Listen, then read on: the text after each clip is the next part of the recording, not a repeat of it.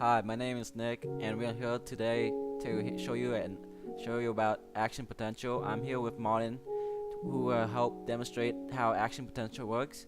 Our other group members are Eliza Velta, who wrote the script, Jacqueline, who made the storyboard, and Alex, who did the video and sound editing. The structure standing behind me is called the neuron. This orange block you see right here is called the nucleus. The block surrounding the nucleus is called the soma, which is called the cell body. This strip right here connecting the soma is called the dendrite. This long strand, as you see all the way from here to that end, is called the axon.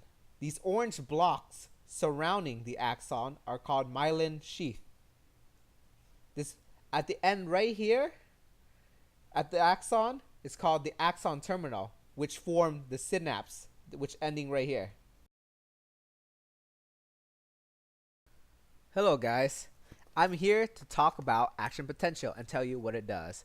I'll read it off of this book right here, as you can see.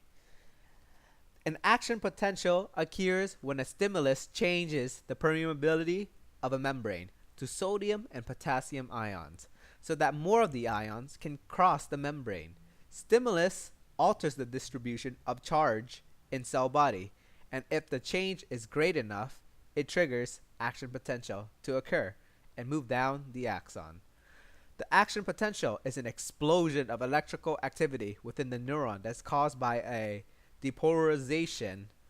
When the level of depolarization reaches the threshold level, a neuron fires the action potential.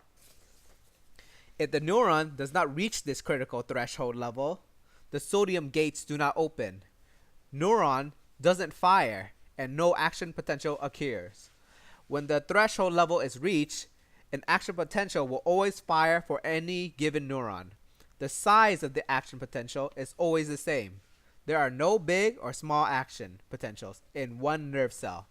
All action potentials are the same size, therefore the neuron either does not reach the threshold or a full action potential is fired.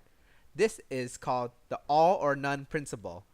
But in our case, the neuron does fire. A stimulus first causes voltage gated sodium channels to open. Because there are many more sodium ions outside of the neurons, the inside of the neuron is negative relative to the outside. Sodium ions rush into the neuron. The structure you see behind me will simulate action potential.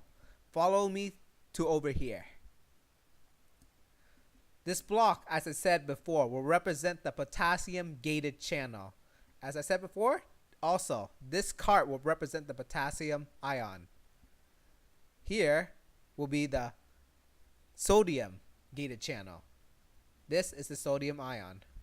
When action potential does not occur, nothing will fire and the gate does not open. Same thing will happen over here.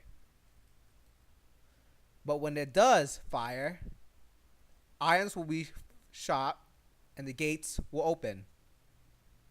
Same thing over here. And then the gate will open as before. In conclusion, after the action potential occurs, a refractory period will occur. Well, during that brief moment when neurons cannot fire at all, there are two types of refractory period. One is called absolute refractory period, and the other is called a relative refractory period. The absolute refractory period is the interval during which a second action potential absolutely cannot be initiated.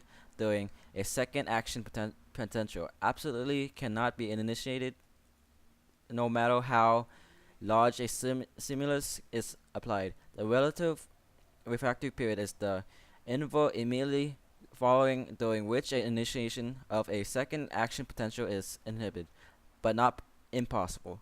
This period can be compared to the moment right after you have just flushed the toilet, and despite your attempts to flush it again, it does not happen because the toilet bowl needs to be refilled with water. The same moment is needed for the potassium and sodium gates to get ready to be open again. This sums up action potential we demonstrated earlier. I hope you guys enjoyed the video. Thanks for watching.